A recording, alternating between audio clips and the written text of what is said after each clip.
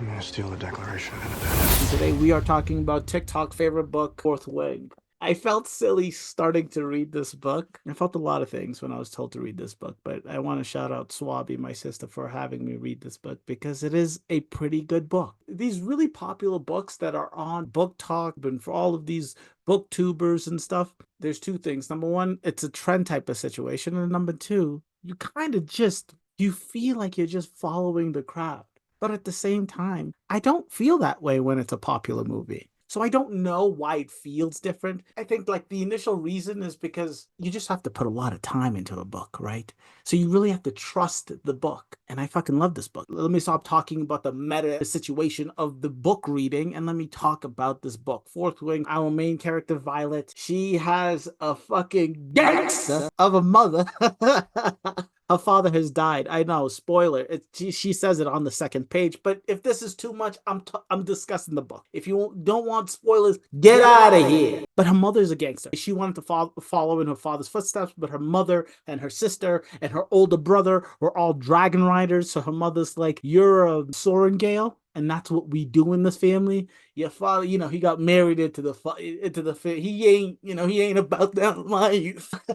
But Violet, our main character, she has to go to dragon riding school. And that's the entire book. She has to go to dragon riding school. It's fucking intense. And she has to make it out. So the two main things that I absolutely really like about this book is world building, number one, and then the complex character relations, not the characters. I feel like the characters are super straightforward. If you've read any young adult fantasy book, you know who's who the second you see these characters. So let me start with the world building because just like Harry Potter, and I think this is for most fantasy books, I think sci-fi books you can get into the science and the excitement of the tech in that world, but when it's fantasy, you know it's all magical, you know it's all fake, so you have to enjoy the world, and this book knocks it out the goddamn park, all right? The thing that I like about this world is the consequences are real. Obviously, Miss Sorengale, Miss Violet, she's this puny little girl, but she ends up being the most gangster rider of all time. Well, not really, but she has two dragons.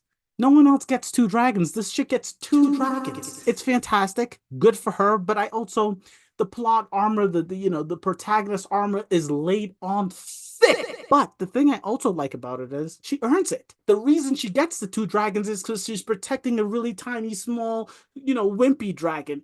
I like it. Anyways, I'm going all over the place. The world building. The thing that I like about it is the consequences. The beginning of this book, the process of getting into dragon school is you have to walk across this tight beam, and it's icy, it's rainy, it's wintry, it's whatever the hell. And in that first trial, it's not even a trial, it's welcome to school. Get across this really tall bridge that has no handles, and you have to balance on it. And if you die, so be it. That's the entrance into the school, and motherfuckers are dropping dead like flies. I said that most of it is predictable. She meets this guy who's like, I can't wait to I can't wait to finish dragon school because I'm gonna go home and marry this chick. Next thing you know, you see him screaming, "Ah!" And he's dead, gone, gonzo. That's what got me into this book because I was like, shit, I don't know who's going, I don't know who's staying. It made me feel just a taste of that Game of Thrones unpredictable realness in this fantasy world. And that's just the beginning. People are dying left and right throughout this book. People are trying to kill each other. She's this really weak girl, and the way she wins, the way she makes it through isn't, yes, there is plot armor. Yes, there are people helping her out because her mother is like a general in charge of all of the dragon riders. She's got the help where it's necessary, but Violet does hold her own. In this dragon school, everyone, it's you're your own best friend. You got to do what you got to do to survive. And she does survive, but she survives with the smarts because she's not big and strong. And it's good to see. It's good to see. Number two, the relationships between the characters. I only say that it is complex because Zayden, her love interest in the beginning of the book, is the one person she's not allowed to like because his dad was this fucking rebel and her mom is like the general of the current dragon riders. So it's like, opposites attract bullshit. And you can see that out the gate, right? The fact that she sees him and she's like, oh, he's the most beautiful thing I've ever seen on the planet Earth. And then they end up having this, not a forced attraction. It's like destiny has decided that they need to be together because their dragons are in a relationship. That stuff I was like, it didn't feel good. But here I'm saying I liked the complex relationships. It's because outside of that main relationship, and that is a fucking, like, I'd say half the book is that relationship. It's not horrible. It's just so predictable and you know what's going to happen. So you just go through it. And Rebecca Yarros, the author, she does a good job getting you through it. It's nice enough, but it wasn't why I was staying there. I liked her situation with Dane. So Dane is one of the characters who's Violet's not ex-friend, friend from before Dragon School. He's in his second or third year or something, and he's like not a general. He's up there. He's doing good things for himself, right? And he's got some cool magical powers and stuff. This dude is an asshole. He's silly. He's loyal, but he's also worried about her because he left her when he thought she was going to follow in her father's footsteps and be like a librarian or something. He ends up being loyal to the memory of Violet. Violet is in the situation. She doesn't want to be in the situation. She needs to grow to survive the situation, but he is constantly trying to push her out. You're not ready. You can't do it. I'm trying to protect you. And I loved that frustrating tension. I wanted to smack him from like the second time he was telling her to slow down. It's like she doesn't have a choice. Her mother says, if you're not dead, you're going to become a rider. Those are your two options, die or ride. She tries to explain this to Dane, but I do like that tension. In the beginning, it's cute. He's trying to protect her. You know, in the middle, it's frustrating. It's like, I'm getting through this. I'm surviving. Can you fucking acknowledge the fact that I'm doing this and not try to push me out? And then at the end, you're like, I want to kill you, you know? And her dragon, which is kind of dope, like the big dragon, not the little dragon. I forgot the dragon's names, but the big dragon was like, I'm going to eat this dude. And I'm like, yeah, eat him. Eat this dude. I don't like him at the end. And that's the complexity I like. Starting at the beginning of the book, respecting someone, liking someone, enjoying that character. And then by the end of the book, you're like, I want him to get his head chewed off.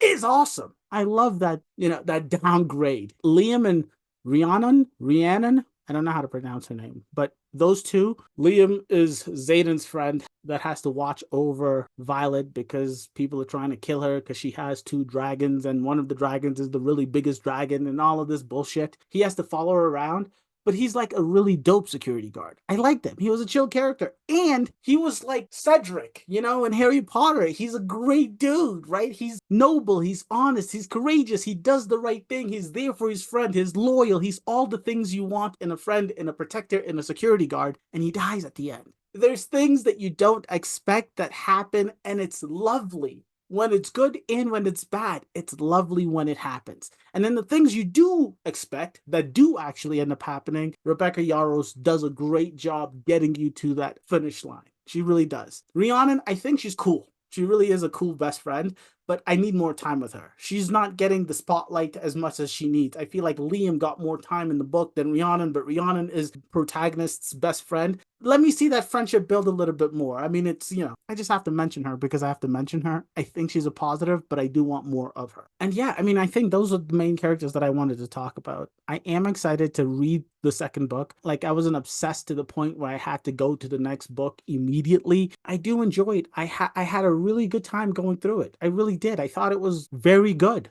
Very good. Probably like a 4 stars, just because maybe, yeah, 4 stars. Yeah, tell me what you thought about Fourth Way.